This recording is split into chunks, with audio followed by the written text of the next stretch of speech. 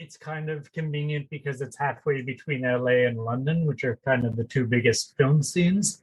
But it comes with a lot of inconveniences that have really been exacerbated in COVID times, where I'm not able to hop on a plane to LA or London anymore. So there are good things, there are challenging things.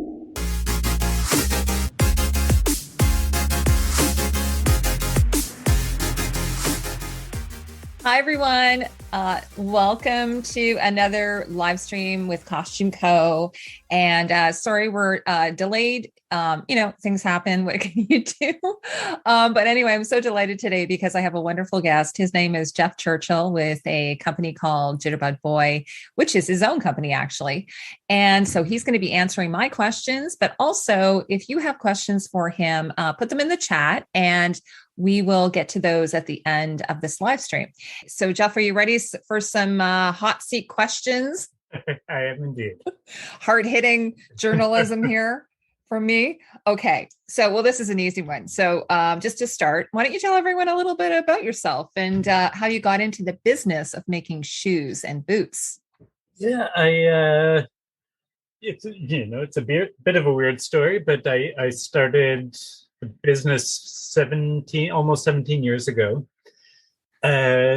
Started primarily making shoes for live productions, theater, circus, and that.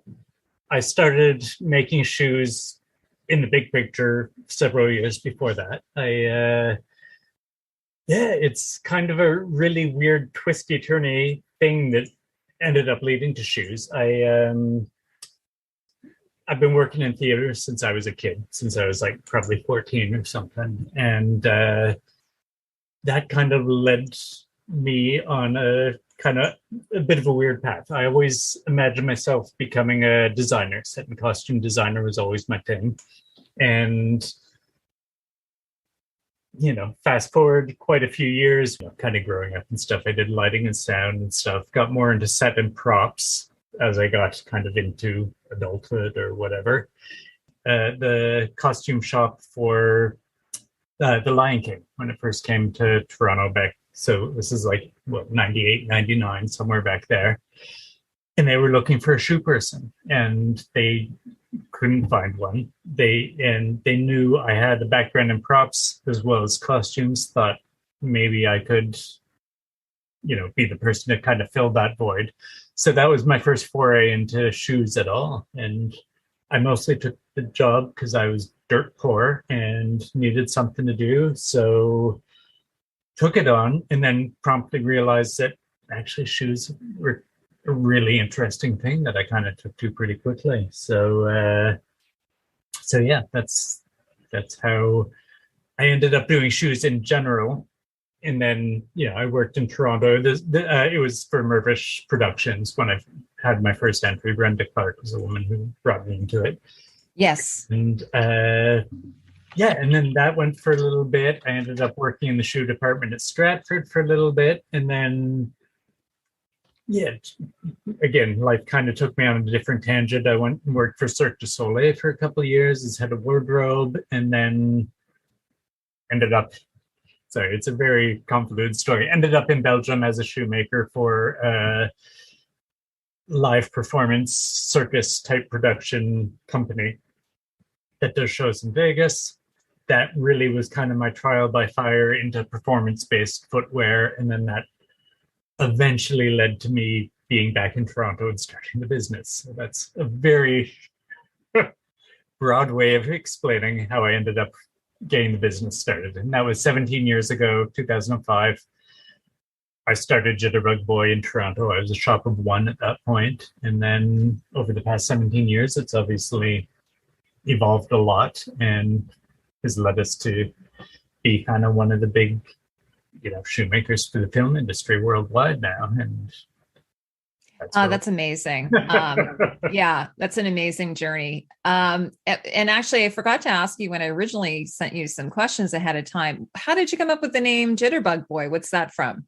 It's the name of a Tom Waits song, actually. Oh, really? Okay. So I didn't even know that. Yeah, it's an old Tom Waits song. And, back before I opened the business back in like probably 2002. Yeah, 2002, I think it was. I ended up doing typical, I need to find myself, went to Europe for a few months to just kind of backpack and travel around. And yeah, Jitterbug Boy was one of these songs that just kind of, I was listening on a cassette Walkman back then, but one of the songs that kind of kept me company during my journeys. And I remember getting back from Europe and, meeting up with a friend for dinner and saying, oh man, if I ever start a business for myself, I'm going to call it Jitterbug Boy, because the song kind of was there for a fairly important part of my life. And yeah, so I said that, and several years later, I actually started a business. It's like, well, I might as well call it Jitterbug Boy then, yeah.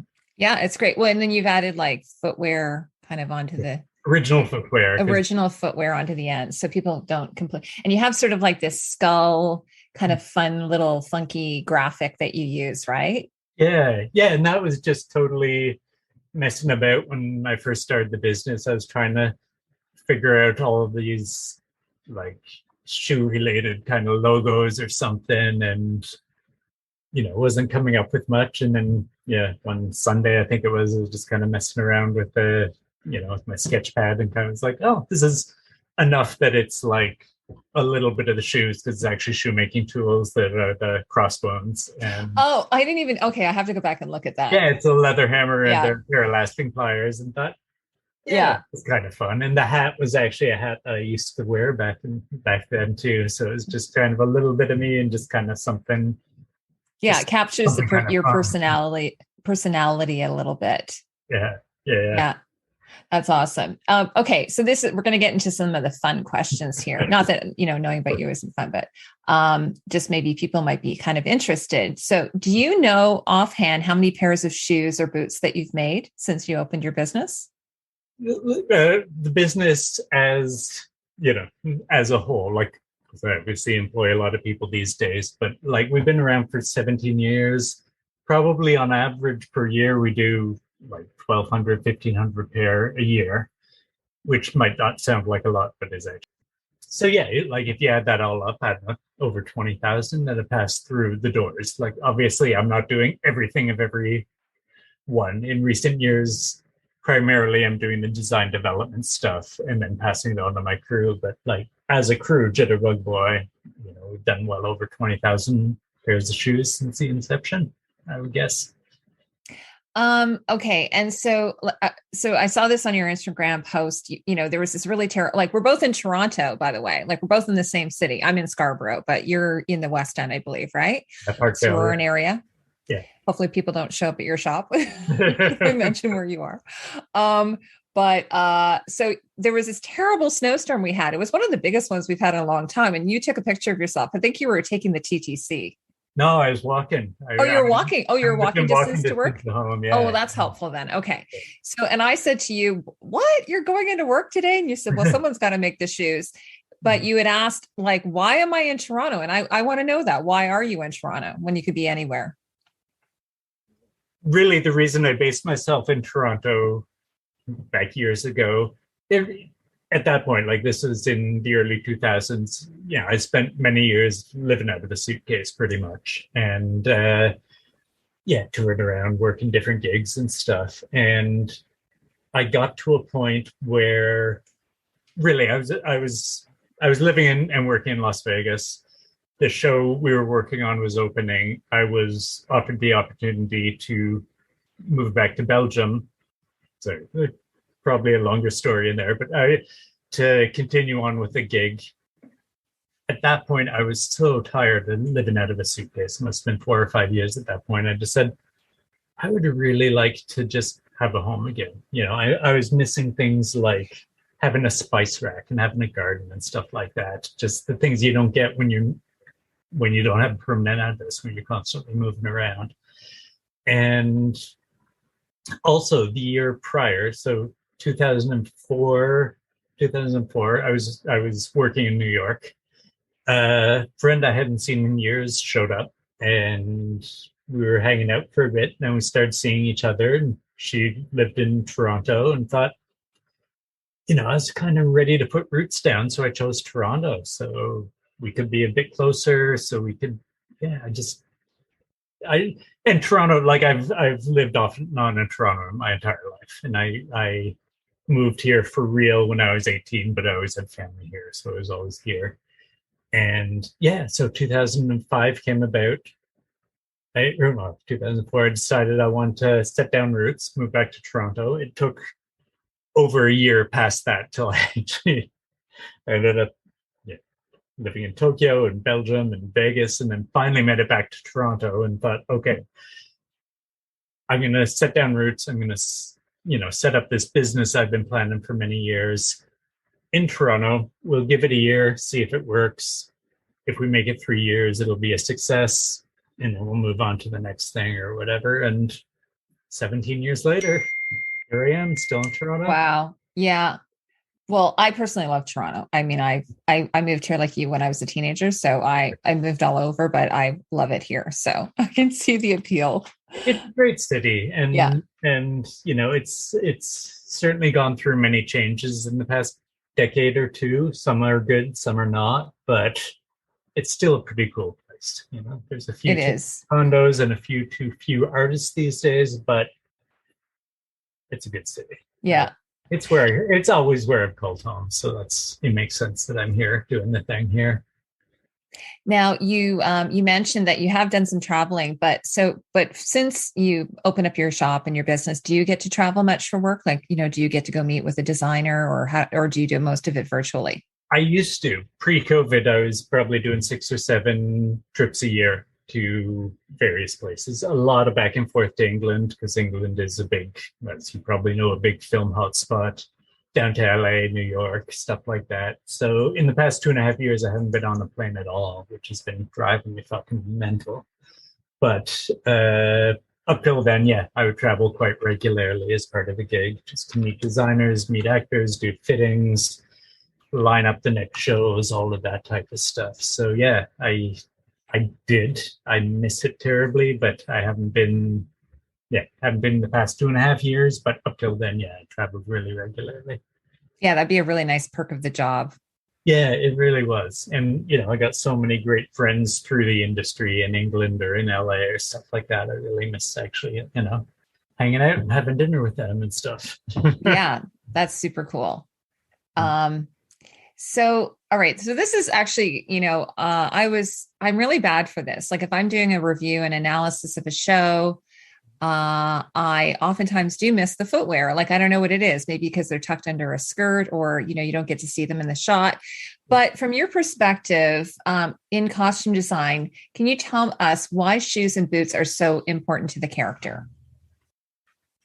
I guess the thing that springs to mind, first of all, is it's the shoes that ground a character, an actor, or whatever into their environment. So as a result, while they might not necessarily be, front and center in a production, they definitely are part of the process. And, 90% of the time, the shoes we make do not make it in screen, but they do make a connection with the character, with the actor, whatever, as far as grounding them into the reality in which they are living or working, or whatever you want to call it. Like, so, physically it affects a lot. Footwear is going to change somebody's gait, like the way they walk. It's going to change how they physically stand, how they present themselves.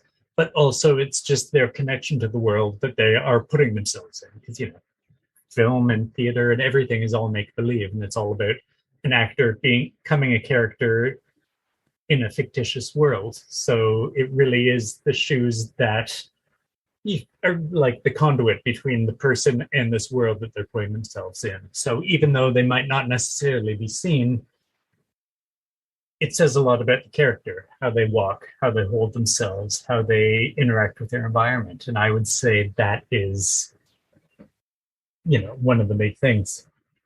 And yeah. No, that's a great answer. I totally agree. And it was funny because Justin and I oftentimes we talk a lot because we get like historians sort of doing, they sort of have the perspective as something historically accurate.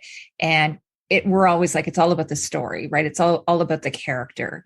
So I think that's just a really great way to describe it.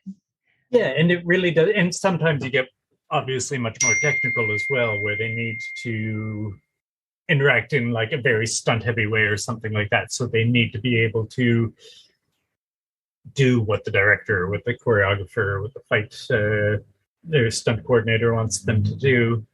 And shoes also obviously help in that because they need to run down the middle of the street or something like that in something that looks like a pair of men's dress shoes, like men's dress shoes, because they have to, they're a tool to enable the actor to. Okay. So can you tell us a little bit about the process of making shoes? Like, I honestly, like, when I worked in theater and a little bit in film, I would peek in and maybe get a little bit of a glimpse, but not too much understanding of it. Are you able to sort of give us a little bit of an idea of how that whole process happens? Yeah, the process will always change depending on the people you're working with, the designer or whatever. Mm-hmm. But typically, I'll be contacted by the designer or supervisor, somebody saying, we need shoes made for this actor, this character, or whatever. And then it will always start with the discussion of the aesthetic of what they want the shoe to look like, what it needs to do. And then you get more into the technical elements. The obvious first technical elements is, okay, who are they for? Typically they will send me the measurements so I can start building up the last being you can probably see a bunch hanging above my head here. Sorry, what's that called? The last. A last. Okay. And so then based on the aesthetic, I'll start building up the last to the actor's measurements, also taking into consideration what they have to do in those shoes. So, if they're just an opera singer and they're standing around, it tends to be really easy. If they are, an A-list Hollywood guy who needs to climb up at the side of a mountain, well, in a certain look, it's something completely different. But you take the designer's aesthetic, combine it with, the technical requirements of what is needed for the shoot or whatever, and then start to develop the look, start to develop the shoe. A lot of it is done online now because of COVID, we've been stranded in Toronto. So typically I'll start to build something. Depending on the show, often we will send, leather swatches to England or LA or wherever. So we're all on the same page as far as materials, and then start building the shoe from there. And then we'll mock up something on the last, send photos kind of from every direction to the designer so they can see what we're doing.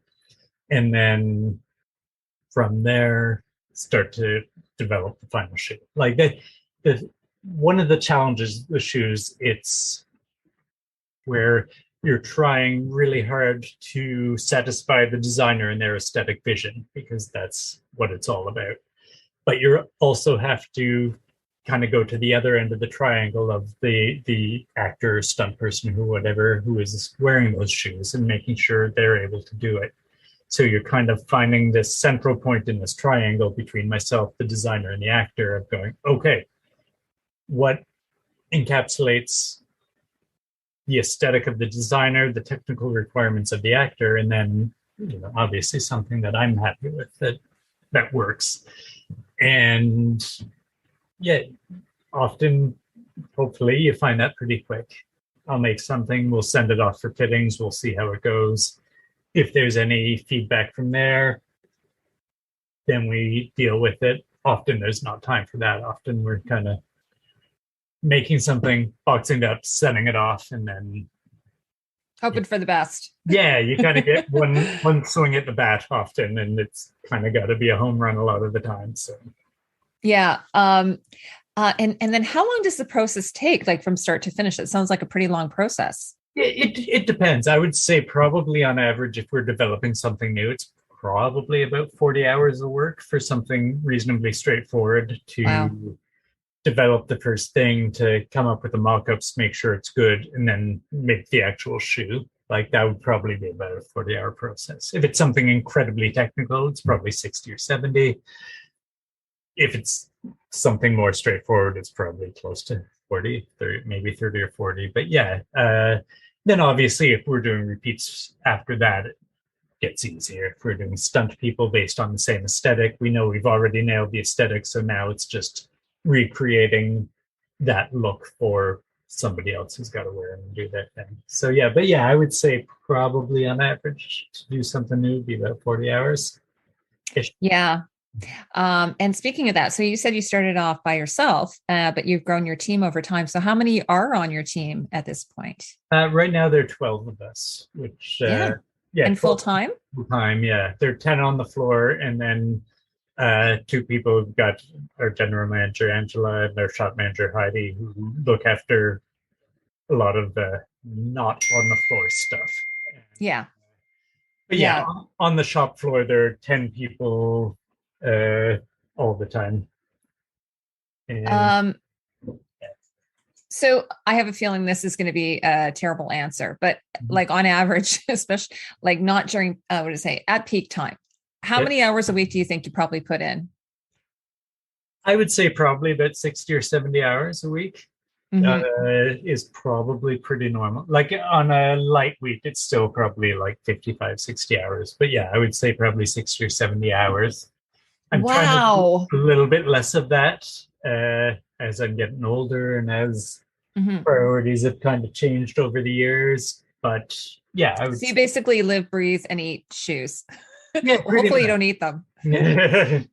No, pretty much. But that's, it's kind of the gig. It's part of building something like this, which has gone so, far beyond my wildest dreams of what it become. But it is necessary to keep the boat afloat or whatever. You got to put in that amount of time. Like I say, I'm trying to do less because, if priority is to change, especially in the past couple of years, but still probably an average week is 60 hours. Peak time would be pushing a bit beyond that. So yeah, it's hard because peak time doesn't subside a lot because of the nature of the work that we do. We're often working on 15 or 20 projects at one time. So, you might have a big peak time for one build, but that ends and you're into the peak for the next one. So it's challenging. I want to say everyone who's starting to come into the stream, we started a bit late, but if you guys have any questions for Jeff about shoes, about his shoes or about the business or about, any questions you have about, footwear in film or TV, put it in the chat, just put a Q in front of it so we see it. And then we'll get to those at the end. And, I do have some from you already, like Dark Wolf submitted a question and Xenon Faye. So we'll get to those at the end. And I just want to say hello to everyone. Like 30 Days is here. Tatiana, EU Pack Mule, Xenon Faye, I said, is here. So thanks to South London Resellers here. So thanks so much, you guys, for popping in. So Jeff, I'm going to get to the next question. I have a lot of questions for Jeff. Yeah. Mostly out of my own curiosity. Mm-hmm. So what is something that many people might be surprised about what you do? I would say there are probably a lot of things. One of the things people tend to be most surprised about when I talk to them about what I do is that I'm self-taught as a shoemaker. So I don't have any formal training or anything. I've never been to school for this. I just kind of have picked it up over the years. So that's something people often assume that I come from a long line of shoemakers or something like that. It's like, yeah, no, a cobbler. Yeah, I just kind of figured this. Like I said before, I kind of fell into it because, at that point in life, I needed a gig. I was really poor. I decided to take it on and then realized that shoemaking encompassed so many things I found really interesting about other jobs that I've done over the years, props or carpentry or welding or whatever.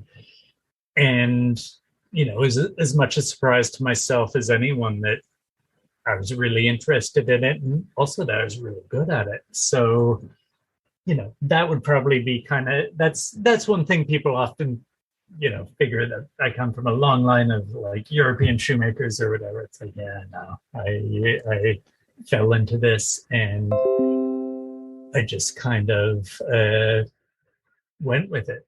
Yeah, I guess one of the other surprising things is everything that we do is done here in this, you can kind of see part of the room.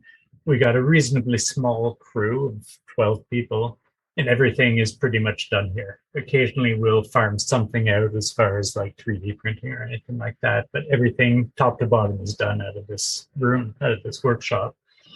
And the only way that's possible is by employing a really kick-ass crew of people. So how did you find your team? They come from all over the place. Very few people come in with any shoemaking experience, but what I've found over the years is if you bring in people who are good craftspeople, who are good with their hands, good with their brains, they can adapt to it. So like the team kind of splits into two, where we have, out of 12, I think we got 5 full-time sewers who tend to come from a background of either, theater, film, costume construction, fashion, bridal, something like that. And then the other side of the crew, a little bit more than half, is more the prop side of it.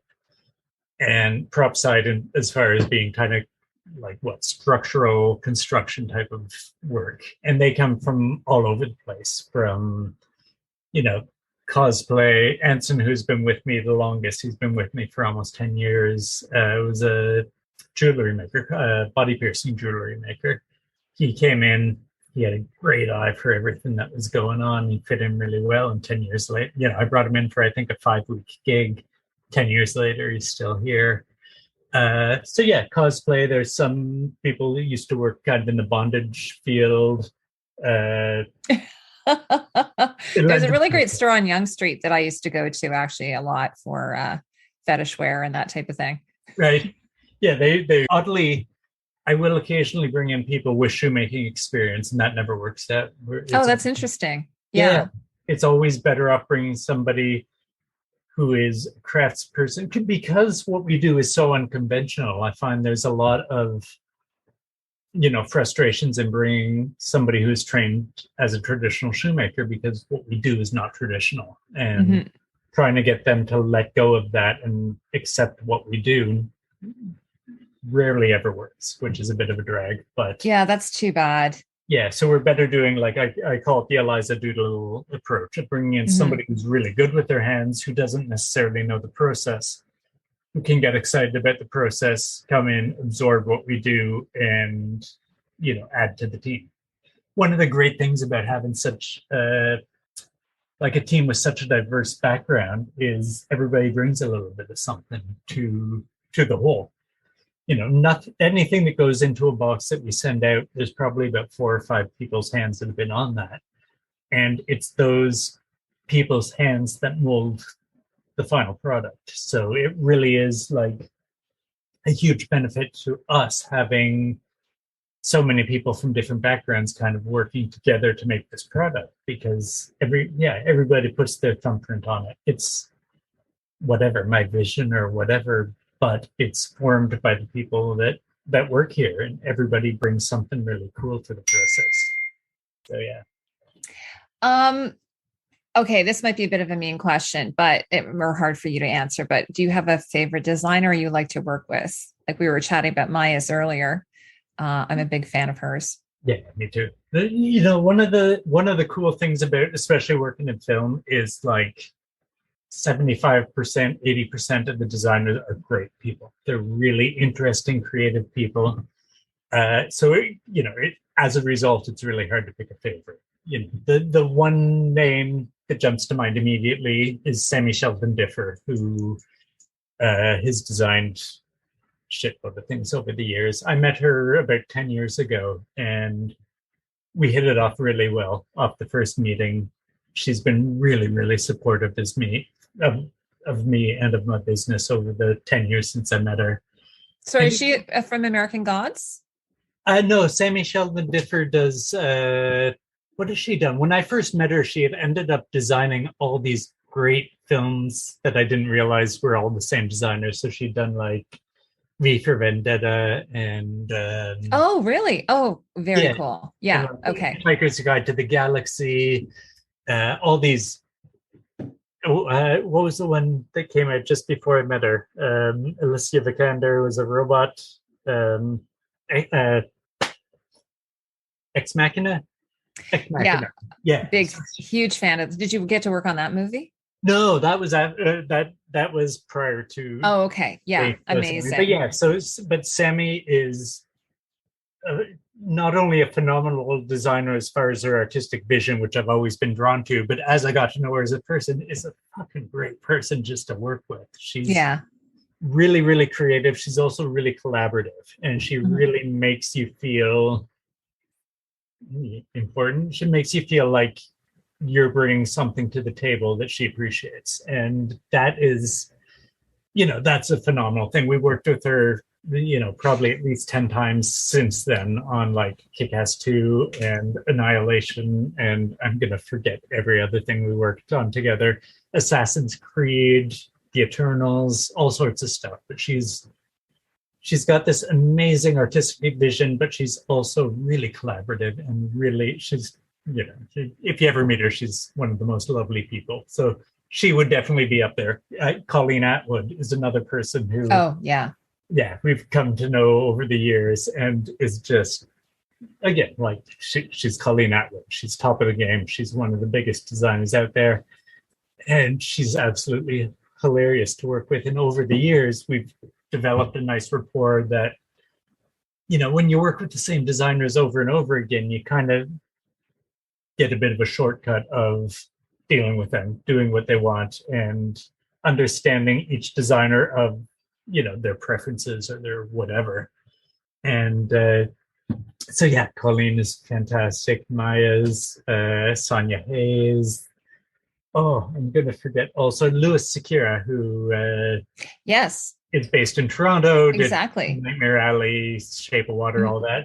Also, for very much the same reasons, fantastic to work with because it's very collaborative, really interested in what you can bring. Because designers have to think of 10,000 things over the course of the day. All I think about all day is shoes. So it's entirely likely I can bring something to the table where they beyond what they necessarily have thought of. So when you work with a designer who has the faith to let you explore, let you bring something that they haven't necessarily thought of to the table, it's a great experience. So yeah, I couldn't name a single favorite designer, but I'm fortunate enough that I work with all these, amazing Sammy, Colleen, Myers, Lewis, Sonia, and probably two And I saw different. you're going to be working with Michelle Clapton, or you are working with Michelle Clapton.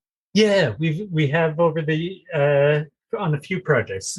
Kingsman, which just came out not that long ago, we worked with, and that was the first time we collaborated with her, and she's phenomenal. She's just Oh, and one. you also did the Nevers as well with her, I think. Yeah, that's right. Which I Yeah, haven't the seen Nevers. yet. So yeah, So yeah. very cool because we're on my channel, especially I'm a big, huge, huge Michelle Clapton fan.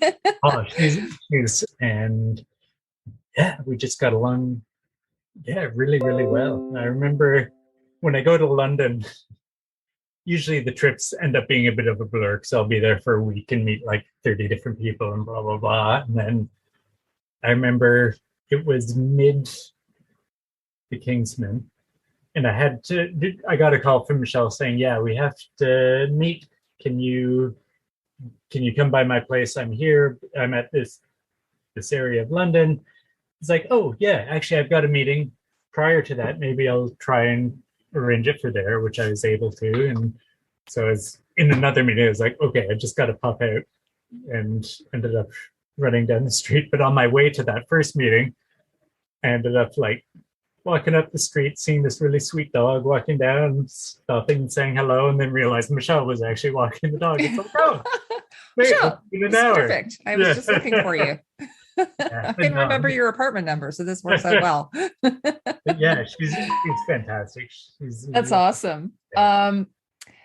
Well, one of the things I'm really curious about is it hard to keep your lips sealed? I mean, you probably have to sign like copious amounts of like, documentation when you're working on a project. Like you're probably like, okay, I can't talk about this, but I'm so excited. Yeah, it's a challenge. The challenge is a little bit less of a challenge when if you spill anything from a Marvel show, you'll probably have a dozen lawyers calling you within the day and you'll probably never work again. So that kind of that helps. That's a deterrent.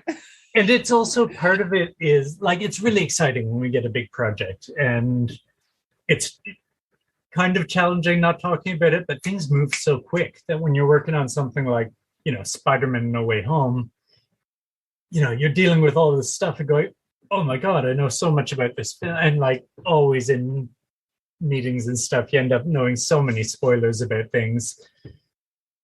It's like, oh my God, I can't tell any. And then, 3 weeks later, you're onto another project and you've kind of forgotten about Spider-Man until he's out in the theater a year later.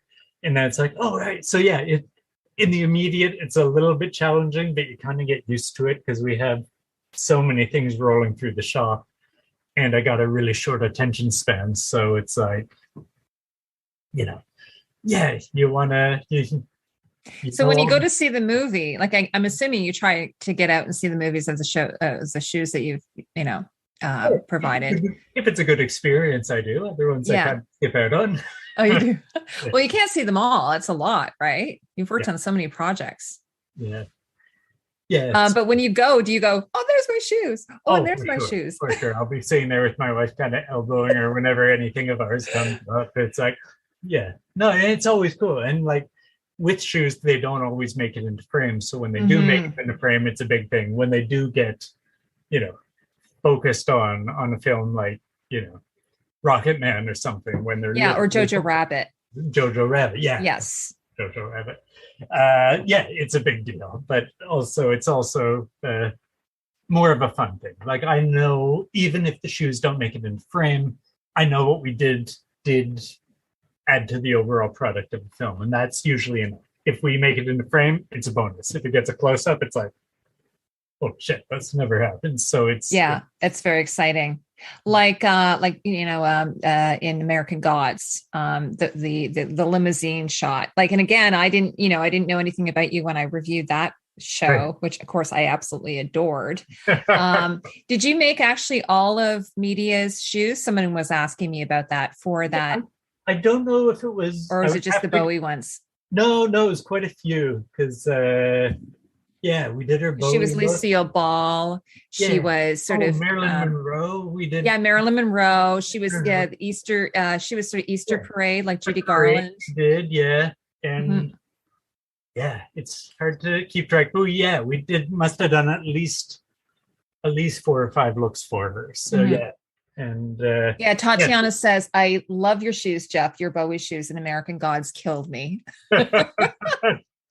Funny story was I'm blanking on that's Sudarat. I'm not sure if I'm saying her name. Larlab, right? Yes, Sudarat and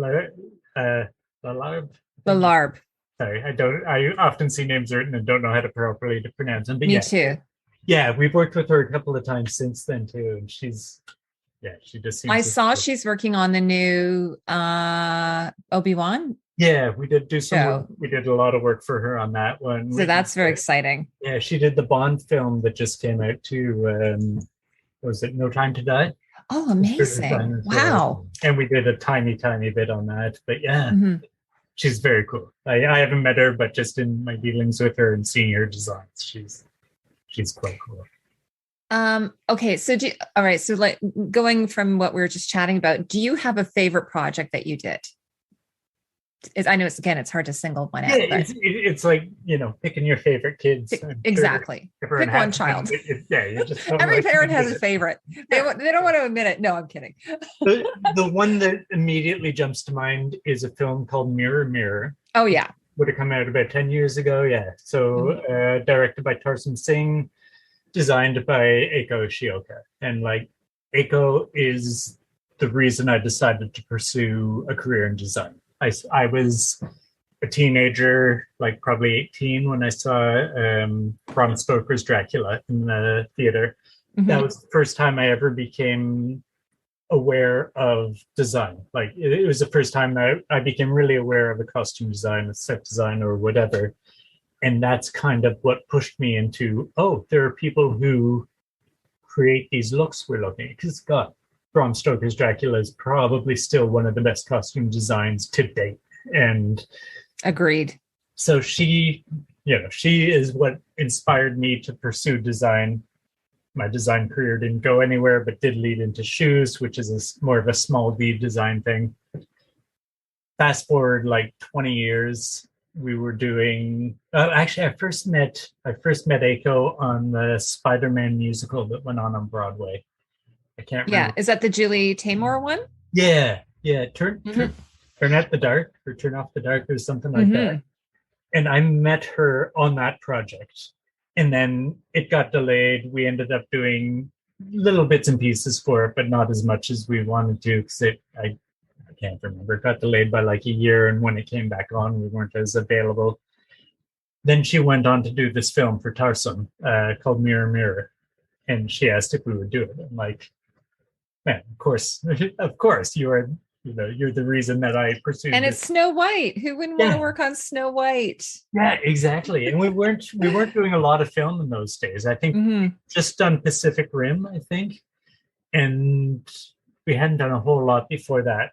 And so we did it and got to work really closely with Aiko, who is an absolute dream machine as far as the way she works and how you could show up to fitting with something that was wrong, that wasn't necessarily what she envisioned, but she would see things in it going, okay, this isn't what I thought, but what you're doing right here is really cool. Let's expand on this. And like I remember probably one of the best days of my life was sitting on the floor with her in a fitting room in New York City with a pair of boots for Mirror Mirror, for Armie Hammer, and just literally cutting them up and taping them together and trying to, play with shapes to do something really cool. And to this day, those are probably the best shoes I've ever made, or certainly right up there. But yeah. Are those his knee-high boots?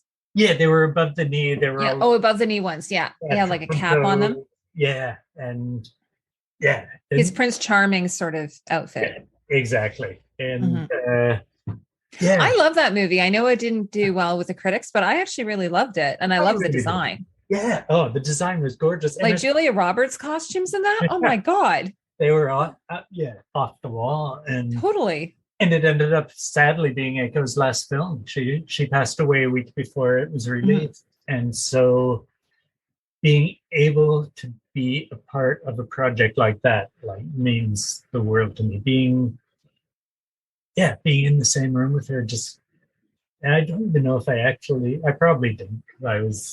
I can be pretty shy, but to tell her how much of an impact she had on my life, being able to work on that, and then without knowing that it ending up being her last project was phenomenal. Yeah, it was a huge loss. I think she was like only in her 50s or early 50s. Yeah. Is so sad. So that was definitely a big one. Jojo Rabbit was another one that was huge. And Jojo, I'll go on a bit of a tangent, but the whole thing with Jojo Rabbit, we'd worked with Myers on Thor Ragnarok. So not the new Thor, but the previous one. Just doing a little bit. Did you do Hela's boots? Or actually, they were kind of attached to her bodysuit, I think, right? Costume, yeah. No, yeah. We ended up for that one. It was funny because I ended up chatting with my friend Donna, who I noticed was working on that show, and just saying, I don't even remember what we'd worked on previous, but I'm just like, oh, if you need anything for that, let me know. We're happy to do whatever. She's like, actually, we do need a pair of shoes for Anthony Hopkins for this scene. Can you do it quick? And I was like, yeah, we can do that. So we did it, sent it off to Australia. And then they started ordering more stuff. So we ended up doing a lot of kind of tertiary characters. So there was Anthony Hopkins, obviously, is not tertiary, and so we did he's kind of a cameo. He's a cameo in the he kind of And so we That's did. my favorite, by the way. That's one of my favorite Marvel movies of all time. Well, mine too. Yeah, it's fantastic. I mean, I love Taika. His stuff is amazing. So totally. So yeah, we ended up doing a little bit, not a ton, but some fun designs. And then usually at the end of a project, I'll often just kind of write to a designer and say, hey, thanks for bringing this on. It was a great experience. Blah blah blah. And heard back from Maya just saying, hey, it was nice to meet you. She's like, I'm working on a new project. She's like, it's really low budget. I wish we had the budget to bring you in because there's some interesting shoe stuff. Maybe next time. I'm like, you know what? I really liked working with her. And it was like, if you need something, I'm sure we can figure out something. If you don't got the budget, make it up next time or whatever. And that show ended up being Jojo Rabbit. And so we ended up just, doing it more as a favor, something for a designer who I really respected and loved. And did quite a few, like we did everything Scarlet, or we did the shoes that Roman, who played Jojo, wears. We did Taika's one of his pair of Hitler boots, not the lace-up ones, but his actual like riding boots. And yeah, and it ended up just being a gorgeous design to work on. We went through it, and then like a year later, it had its, I don't know if it was a world premiere or the North American premiere at TIFF. And so we went to see it, and having no idea what the film was about, other than it was about this kid whose like fantasy best friend was Hitler. And I've always loved Taika's films ever since watching like Eagle versus Shark or Boy or something. So we went to see it at TIFF, having no idea how integral part the shoes played in the film. And like, yeah, I'm sure it's not spoilers because it was years and years ago, but there is a certain scene that starts off with him following a butterfly that just ends up being this absolutely heartbreaking moment involving the shoes. Yeah. Like, that's one of my proudest moments as well, because not only because the shoes get seen, like that doesn't mean that much, but the fact that it's such a beautifully done film. It's one of my favorite films probably to date, and knowing that our work was part of the overall process of that was huge. And the fact that it just came out of nowhere, it wasn't big production that they were throwing all sorts of money at these things. It was just like, oh yeah, I like you, Myers. I like working with you. Let's just do this and see what. And then seeing it in the end result was just. Yes. Yeah. Last year when I did it. Do you know Christopher Laverty, or did you know him? Yeah. I think the name rings the bell. Yeah. So he passed away. He did a lot of more like Bond type thing, like more contemporary sort of costume review. And we did a live stream last year about the Oscars when it was nominated, and both him and I, that was our favorite choice. Yeah. We were both like completely blown away by it. We just thought it was amazing. So, and then of course WandaVision came out after that. So I was just like, oh my God, I love her so much. So. It's amazing. WandaVision is phenomenal. The new cover is going to be gorgeous when it finally comes out. Yeah. Oh yeah. I can't wait to see it. Well, here, I'm just going to do a few more questions of you, and then we can just I don't want to keep you too long because I know you're, Jeff's actually at his studio working. Like he's actually, he's not messing around while we're chatting here. Okay. So I want to ask you this question. This might be a little bit kind of stir up some emotions in you, but do you have a least favorite project that you worked on? And if you did, are you allowed to tell me what it is? Yes, but I won't go. You don't have to say who it is. Greatly into detail. Sure. Yeah. I'm really lucky in that the vast majority are a positive experience. And, some of those end up being extraordinarily Jojo Rabbit type of experience or Mirror Mirror. There are other ones, like there's one that probably stands out when you ask that question that just ended up being a terrible experience. And unfortunately, just as the really good experiences are so much based on the people that you're working with, the bad experiences tend to be. Like there was a project, again, I won't delve into great detail, but it was a superhero project. We were brought in very, very last minute, and we came in and busted our ass to, I'm not going to say save the day, but okay, I'm going to say to save the day for this, because they had a big hole in their production as far as shoes were concerned. So we busted our ass to get all sorts of work done and got it done. And, you know, probably didn't look as great as if we had 3 months to do it, but we had like 2 weeks to do it. And it was, oh my God, pretty phenomenal. You were saying like one pair can be like a normal, sorry, my phone just went off there. One pair can be like 40 hours. Yeah. So how many shoes did you have to do, and boots did you have to do in 2 weeks? I think it was 8 distinct looks, and then there was, you know, we'll make 3 pair of shoes or something so that they always look nice. So yeah, we probably did about 25 pairs of shoes in a very short amount of time. And I wouldn't even be able to buy 25 pairs of shoes in 2 weeks. Like seriously. No, like, you know, I have to go out and find 25 pairs of shoes, let alone custom build, bespoke footwear for 25, you know, people. It's crazy. Yeah, and unfortunately, in the end, we were, how can I say this politically? We were treated very unfairly by the designer and by the team, and made to feel very appreciated. And as a result, it ended up being a really sour experience. I've never watched film. I know there are all sorts of close-ups of the shoes in the film, but I'm just like, you know what? I don't care. I don't want to go back to that. And fortunately, absolutely fortunately, that's the vast minority of the experience of being like that. I think it's like that. And I think it's kind of like almost a reflection of life. You know, there's going to be a few situations in our lives that, you know, maybe leave a sour taste in our mouths. I was going to ask you, did you get paid for the job? Yeah, we got paid. Oh, good. But with me, it's never about the money. Nothing. Yeah, because my husband, you know, I told you he works in video. Sometimes when things go sour, the money becomes an issue as well. So that's why I was just wondering. Yeah, the money rarely becomes an issue, but it's, you know, we don't make enough money doing this for it to be exactly an issue.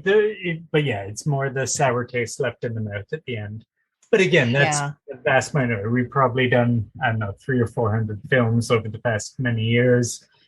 It's only a handful that I would put on that really negative. But yeah, so yes, I do have a least favorite project that I will never watch. And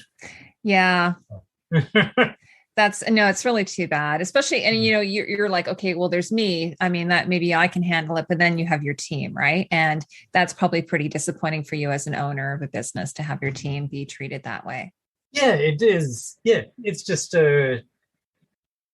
it's a sign of disrespect, but it just means you don't work with those people again. And their loss. Yeah, exactly. There are very few people on my shit list of thousands of dollars to do these beautiful shoes. So Jeff, sorry, Jeff. I was going to say, so do you have time just to do a few questions from the audience? I know I've kept you a little longer than I planned on.